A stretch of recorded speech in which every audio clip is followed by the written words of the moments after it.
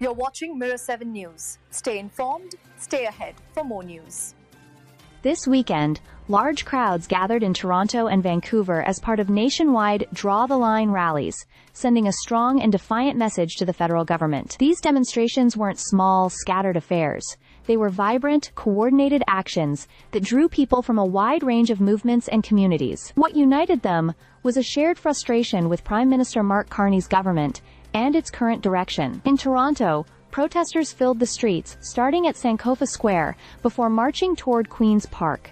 The atmosphere was charged with determination and urgency. Speeches were delivered by well-known voices like environmentalist David Suzuki and Chrissy Isaacs of Grassy Narrows First Nation, alongside activists from migrant justice and anti-war groups.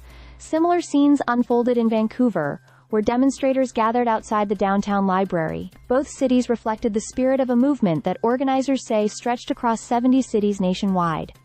The concerns raised were wide-ranging but interconnected. Protesters criticized the government's support for new fossil fuel projects, warning that these investments fuel climate collapse rather than a sustainable future. They also voiced opposition to anticipated cuts to public services, saying that ordinary Canadians will bear the burden while corporations continue to thrive. Anger was expressed about the government's handling of Indigenous rights, with many speakers pointing to ongoing land exploitation and violations of treaties. International issues were not left out. Signs and chants called for an end to Canada's arms sales to Israel, with demonstrators linking foreign policy decisions to broader struggles for justice. Many described the government's approach as one that props up wars abroad while neglecting urgent needs at home. Legislation was also at the heart of the protests. Bills like C2, targeting immigration processes, and C5, which critics argue will weaken environmental protections in the name of national interest, were held up as examples of policies that undermine both human rights and ecological safeguards.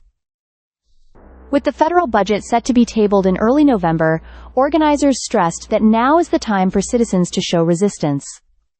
The unity of the rally stood out. Progressive civil society groups, Indigenous leaders, environmentalists, migrant rights activists, and anti-war campaigners stood shoulder to shoulder, insisting their struggles are linked. As one organizer put it, "They think they can divide us, but we are uniting to prove them wrong." For many who attended, the demonstration was about more than opposition.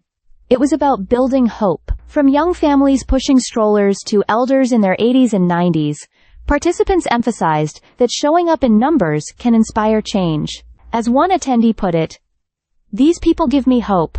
I want a different world, and so do they." The protests have made it clear that Canadians are drawing a line, and they want their government to notice. Stay subscribed for more videos.